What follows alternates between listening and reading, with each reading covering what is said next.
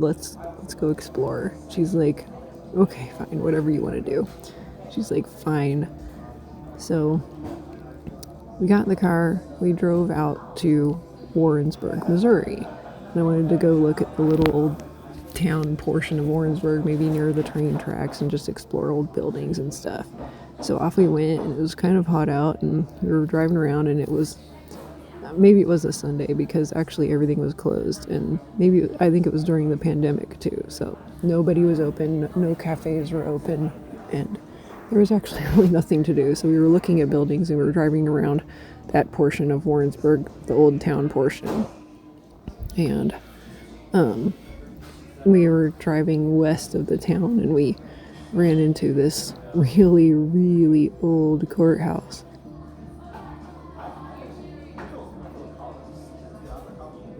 And I had no idea what it was. And so we got out and started walking around the side of this really old courthouse. And that's when we saw a statue of a dog. And we're reading about this dog statue, and we're like, why is there a statue of a hound dog here? This is crazy.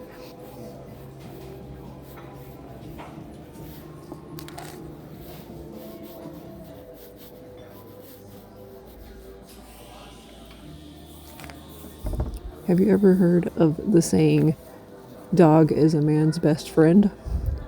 Well, that was where the entire thing originated from. And so we ended up stumbling upon the treasure trove of the story of Old Drum. I'd never heard it before in my life until that point. So, I'm going to tell you about the story of Old Drum, the hound dog. So this was a trial of the murder of a dog. So I'm going to read from some of what the Johnson County, Missouri Historical Society has to say about Old Drum, because if I don't read about it, I'm going to completely botch up the story and get it all out of order. So you can find this what I'm going to read at jocomo history.org/old-drum-story/#tour. That's jocomo, JOCOMO history.org. So you can go there and check it out. But anyway, the Old Drum story. They have the story of the trial, the speech that made it famous, and the tour of Old Drum sites. So it says, ever wonder where the old saying, a man's best friend is his dog, came from? Well, if you guessed Warrensburg, Missouri, you'd have a case. Senator George Graham Vest won a court battle in the hearts of dog lovers everywhere when he paid his famous tribute to the dog during the 1870 Burden versus Hornsby court case in Warrensburg.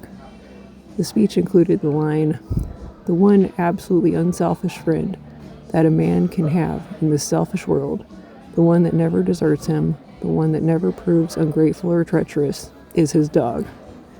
The eulogy to the dog won the case for Charles Burden, whose favorite hound, Old Drum, was shot by a neighbor and brother-in-law, Leonidas Hornsby, who had sworn to shoot the first sheep-killing dog that came onto his land. Although Hornsby had hunted with Drum and acknowledged him to be one of the best hunting dogs he had ever seen, he also suspected that Drum was the dog that had been killing his sheep. Hornsby's hired hand carried out his threat when one night Hornsby found a dog prowling in his yard. That dog was Old Drum. Burden immediately sued Hornsby for the damages, and the trial quickly became one of the strangest in the history of this area of the country. Each man was determined to win the case. After several trials at magistrate court and district court, punctuated by appeals by the loser in each trial, the case finally reached the Supreme Court of Missouri. The award of $50 in damages to Burden for the loss of his favorite hunting dog was upheld. The many trials involved prominent attorneys on both sides. David Nation, whose wife Carrie made a name for herself in the temperance movement, appeared for Burden in one of the early encounters. The last jury trial, held September 23, 1870, in what is now the Johnson County Historical Society Museum, and is reenacted each year during the Old Drum Day Festival in May, featured the most prominent lawyers. Hornsby, the defendant, was represented by the firm of Crittenden and Cockrell. Tom Crittenden had been lieutenant colonel of the 7th Cavalry, Missouri State Militia, Federal, in the late Unpleasantness. Civil War. He was to go on to the governorship of Missouri in 1880. Tom Crittenden issued the reward that motivated the Ford brothers to kill Jesse James. His partner was Francis Marion Cockrell, recently a brigadier general commanding the 1st Missouri Brigade, CSA, one of the hardest fighting units in the Confederate Army of Tennessee. Cockrell later spent 5 terms in the U.S. Senate. Preparing for Burden was the Sedalia-based firm of Phillips and Vest. John Phillips had been a Union colonel, Tom Crittenden's immediate superior. He was later a congressman and a federal judge. George Graham Vest had been a strong secessionist, having written Missouri's Articles of Secession while in the state legislature in 1861. His war service was in Richmond, representing Missouri in the Confederate House of Representatives and Senate. He later served in the U.S. Senate for 4 terms.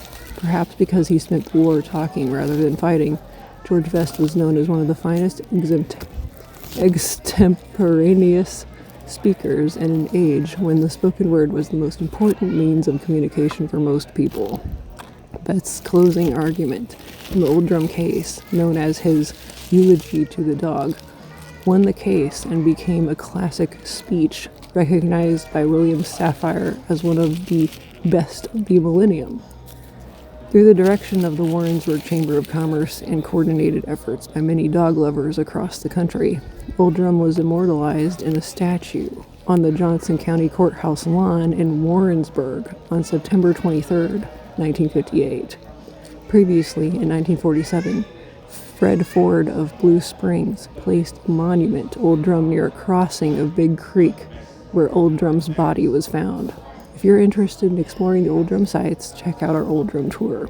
Okay, so side note, I'll talk about the Old Drum tour in a minute because that's what I'm showing you right now.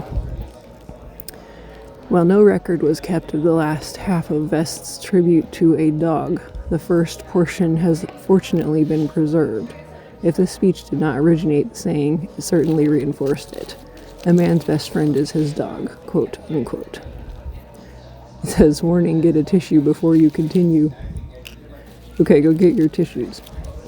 George Graham Vest speaking, quote, gentlemen of the jury, the best friend a man has in this world may turn against him and become his enemy.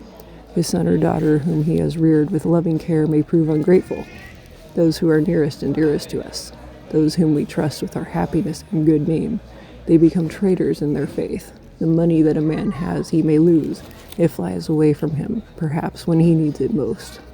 A man's reputation may be sacrificed in a moment of ill-considered action.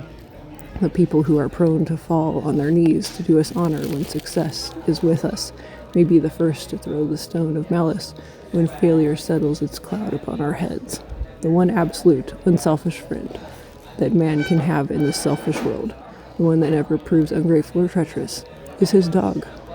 Gentlemen of the jury, a man's dog stands by him in prosperity and poverty, in sickness and health. He will sleep on the cold ground, where the wintry winds blow and the snow drives fiercely, if only he can be near his master's side. He will kiss the hand that has no food to offer. He will lick the wounds and sores that come in encounter with the roughness of the world. He guards the sleep of his pauper masters if he were a prince. When all other friends desert, he remains. When riches take wings and reputation falls to pieces, he is as constant in his love as the sun is in its journey through the heavens. If fortune drives the master forth an outcast in the world, friendless and homeless, the faithful dog asks no higher privilege than that of accompanying him to guard against danger, to fight against his enemies. And when the last scene of all comes, the death takes the master in its embrace, and his body is laid away in the cold ground. No matter if all other friends pursue their way, there by his graveside will the noble dog be found, his head between his paws, his eyes sad but open in alert watchfulness, faithful and true, even to death.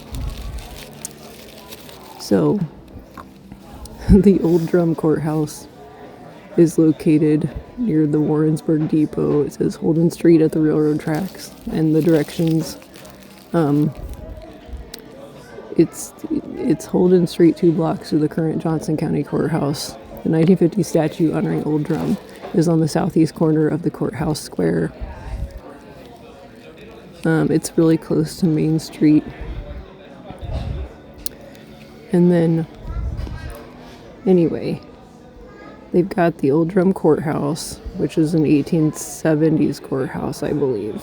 And it's very, very original in many ways. And it's just incredible. So you can go to that site. And then also, we have the Old Drum Grave Site.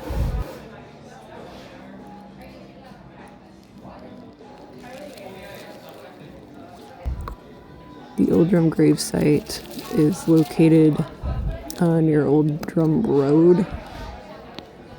It's pretty much out in the middle of nowhere, but it's by the original farms where these families resided. It's kind of crazy because I think people come to this grave site just to hang out and drink. It's pretty much out in the middle of nowhere. But if you know it exists, it's a very interesting history.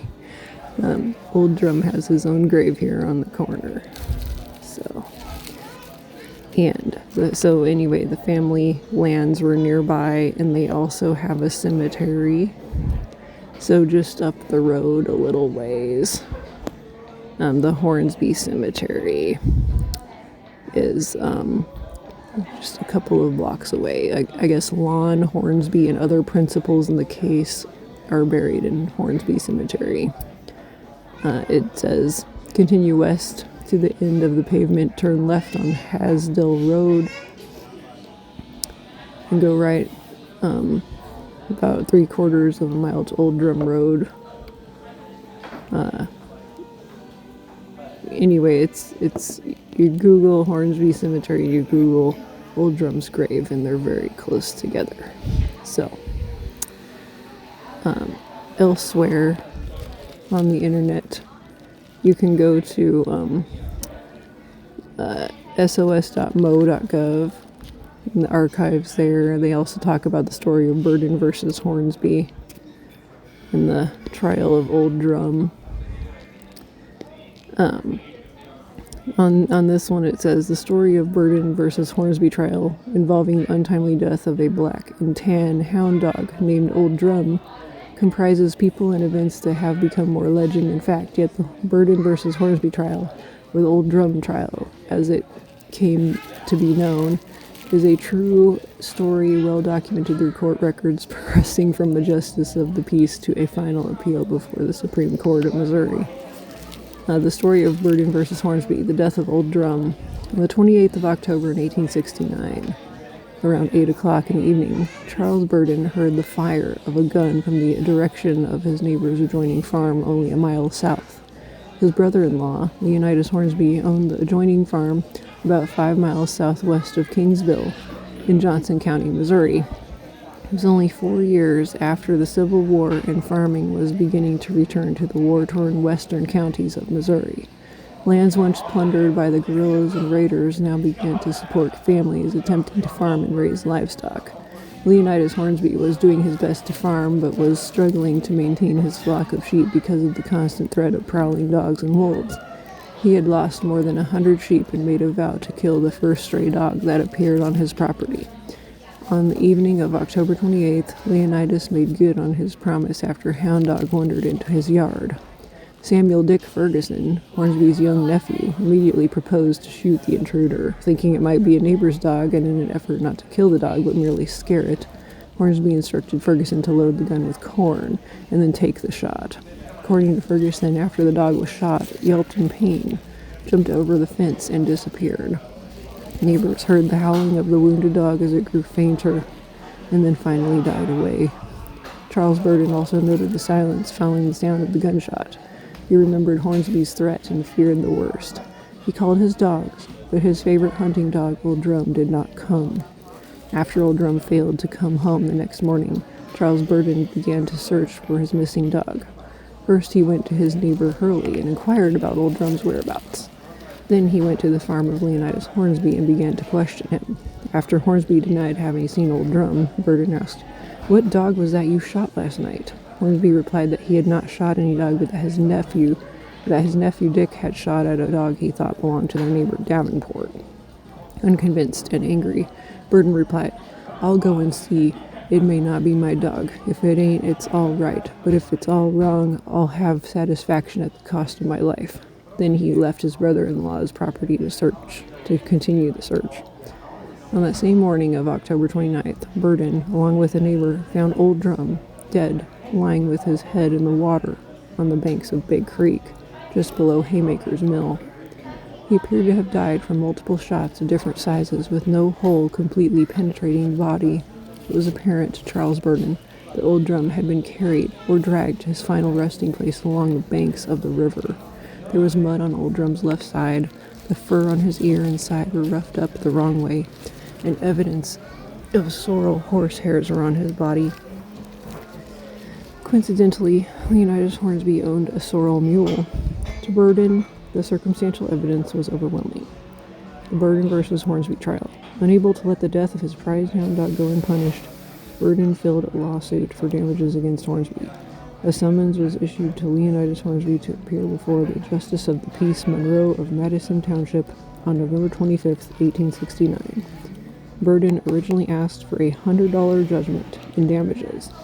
Hornsby's attorneys, Nation and Allen, filed a motion to dismiss because the amount sued for was beyond the jurisdiction of the Justice of the Peace. However, Burden was allowed to file a motion to amend, changing the amount to the legal limit allowable of $50 for the worth of Old Drum, and the trial proceeded. Summons Leonidas Hornsby November 25, 1869, and motion to amend statement November 25, 1869. The jury was not able to agree on whether Hornsby was guilty for instructing his nephew to shoot the dog.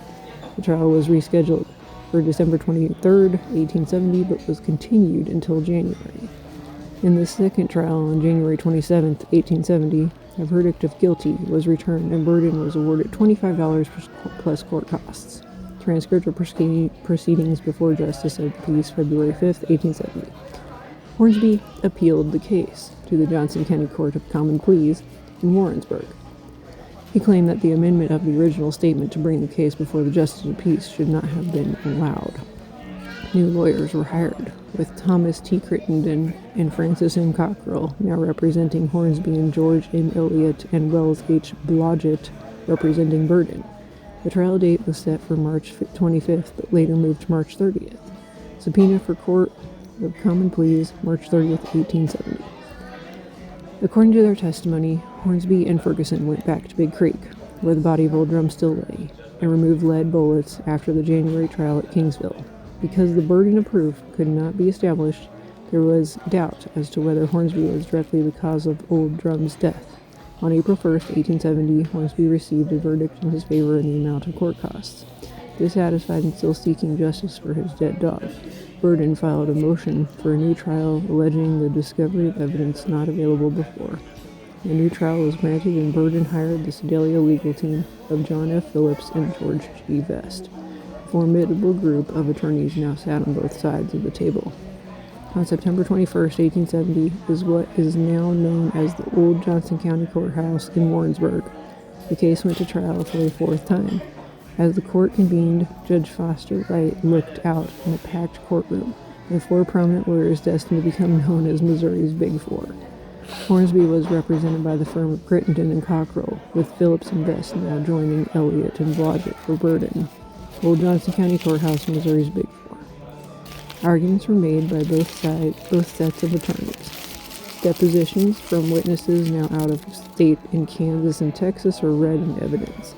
The defense tried to show that Old Drum was sighted at Haymaker's Mill and shot there around the same time a different dog was shot at Hornsby's farm. Hornsby admitted to telling his nephew to shoot at a dog, but denied the dog was Old Drum, even though no other dog was found dead. On September 23, 1870, Vest presented the closing remarks on behalf of Burden and Old Drum. However, he made no reference to the evidence or to Old Drum, but delivered a powerful tribute to all dogs and their masters. Following his summation, the jury quickly returned a verdict in favor of Burden in the amount of $50 in court costs. Even though Vest's eulogy of the dog was not written down until sometime after the trial, the speech became famous because of its universal appeal to dog lovers everywhere. Litigation continued, with Hornsby appealing the decision to the Missouri Supreme Court. Hornsby's attorneys claimed the judgment should be reversed because the justice of the peace allowed the original statement to be omitted from $100 to $50, and the Court of Common Pleas granted Burden a new trial. During the July 1872 term, the judgment was affirmed by the Missouri Supreme Court. Charles Burden finally had justice for Old Drum. So there you have it, the story of Old Drum. And dog is a man's best friend.